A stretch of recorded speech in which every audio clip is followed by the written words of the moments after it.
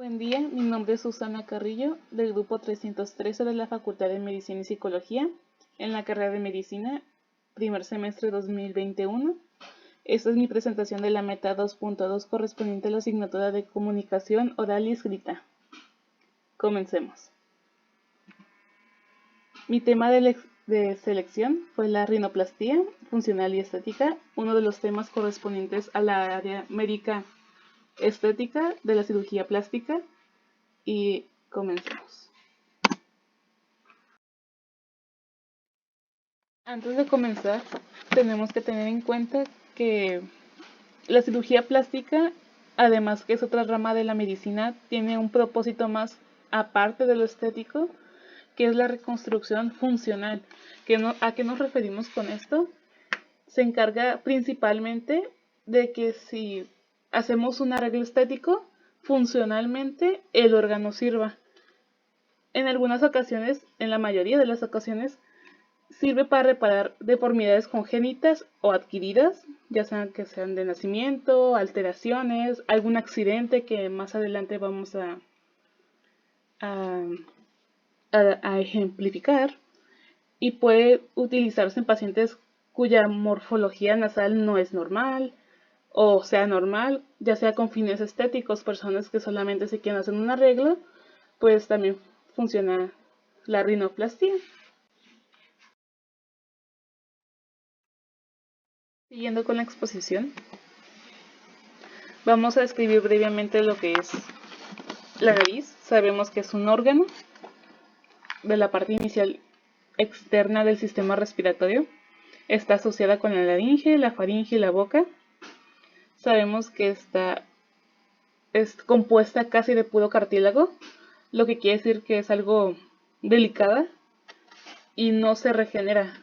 Quiere decir que no es lo mismo cuando te golpeas o te rasguñas o te cortas, que la piel suele regenerarse y no deja marca.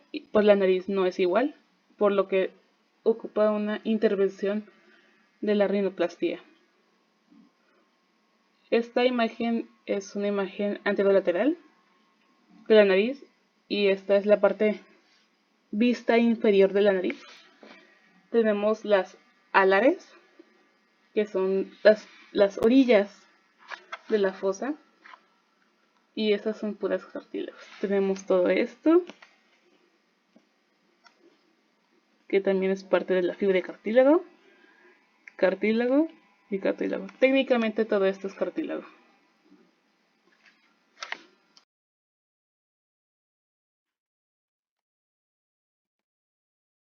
En esta imagen estamos representando las subunidades estéticas de la nariz con las que vamos a estar trabajando en la presentación, conformada por el dorso, que es la parte de enfrente de la nariz, la parte lateral, los costados de la nariz, la punta, el ala, que son las fosas, que es lo que vamos a especificar anteriormente, y el triángulo blando que está entre la punta y el ala.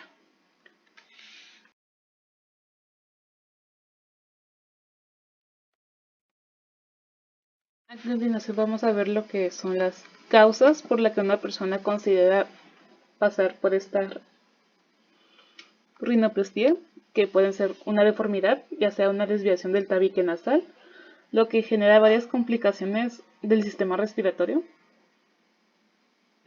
alguna alteración o defecto de nacimiento, lo que entran ahí los síndromes, los labios leporinos, las hendiduras, algún golpe, como podemos ver en la imagen. Hay una chica que recibió un golpe, por lo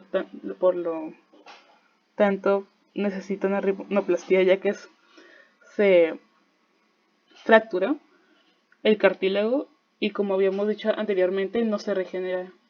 O por estética simplemente. Aquí tenemos unos dos perfectos ejemplos. Este es un actor muy famoso judío que tiene el dorso de la nariz muy alzada, y estéticamente la gente prefiere tenerla un poquito más recta. Entonces pues ahí entra la rinoplastia. Vamos a comenzar con las variantes en dorso nasal. Recordemos que el dorso es la parte de enfrente de la nariz y se dividen entre grupos principales que son los dorsos desviados, los dorsos hundidos y los dorsos prominentes.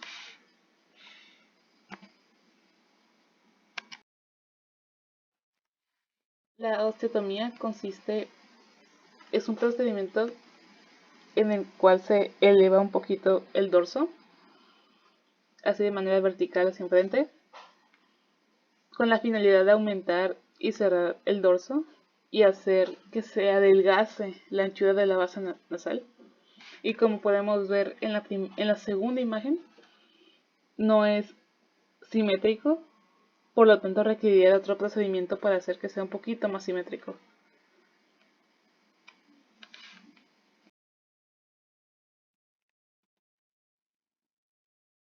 Y en el aumento de dorso, como dice su nombre, se usa principalmente cuando hay una presencia irregular, ya sea como fracturas multifragmentarias o en pacientes con una cubierta cutánea gruesa, como aquellos con piel mestiza.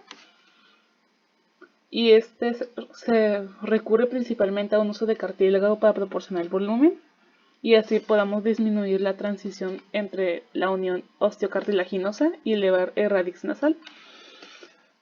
El sitio donante por donde obtenemos este cartílago es del septum y se puede obtener en ocasiones de las zonas donantes como la oreja o la costilla, que son zonas donde tienen membrana y cartílago muy similar. En variantes de las paredes laterales, como habíamos visto anteriormente, estas dan definición y altura al dorso nasal con la porción ósea y además es importante para la integración de la válvula nasal interna, pues como sabemos, estas las rodean.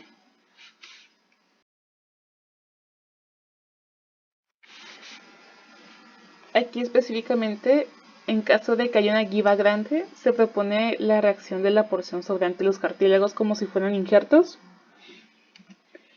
Y aquí tenemos las variantes de la punta de la nariz, donde estas mismas se derivan de la combinación de las estructuras óseas y depende de la alteración o variación anatómica, va a depender el proceso. Aquí sí puede variar bastante.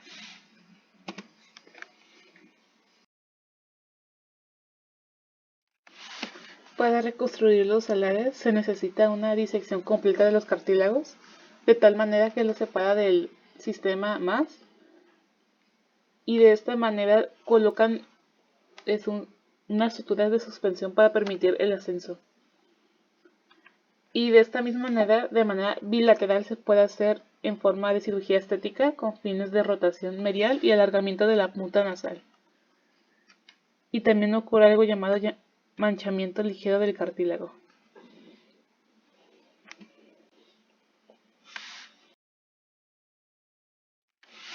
En la columela podemos lograr darle soporte a la punta de la nariz y mediante un procedimiento donde se diseca y se libera las crudas mediales desde la espina nasal a partir del septum membranoso y por vía retrógrada, que es lo que está pasando en la imagen lateral derecha, y mediante esta técnica se puede liberar la base columeral y se logra una elevación de la punta nasal y una abertura del ángulo nasolabial. Y de otra manera también se puede lograr una mayor elongación mediante injertos de cartílago septal o costal. Y también se puede lograr una fijación de dos puntos percutáneos o transcolaterales. En las alas de las fosas puede ser necesaria una rinoplastia estética cuando se sobrepasa la línea intercantal previa a la valoración de la distancia de las alas nasales en comparación con la distancia máxima de la base. Y si esta diferencia es mayor a 2 milímetros, debemos considerar llegar a cabo una plastia a las alas nasales. Y en pacientes con deformidad congénita habitualmente se realiza una modificación unilateral, quiere decir de un lado para poder simetrizar con el lado sano, por ejemplo como el labio hendido unilateral, o en ambos en el caso de alteraciones bilaterales, y así de esa manera se puede ajustar mediante el piso nasal con un punto. Mediante este procedimiento se puede realizar comparación entre ambos lados y se puede marcar la diferencia con un triángulo cuya base está en la porción externa de la ala nasal y cercano al pliegue nasolabial y realizando el corte sin llegar a la mucosa. Al final se rota y se avanza medialmente el resto del ala y se cierra la piel mediante con suturas.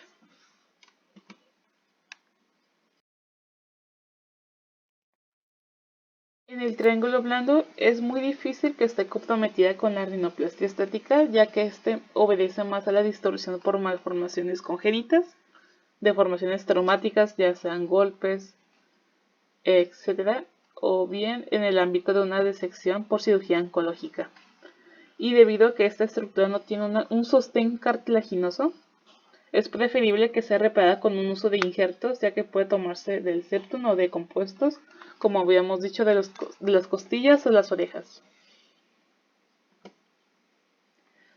En tema de discusión, se puede determinar que las técnicas de la rinoplastia han evolucionado. Ha habido problemas mundialmente debido a que hay mucha demanda y se ha ido perfeccionando en algunas ocasiones, incluso estableciendo modas. Sin embargo, la única forma de mejorar cualquier técnica es mediante el conocimiento y práctica.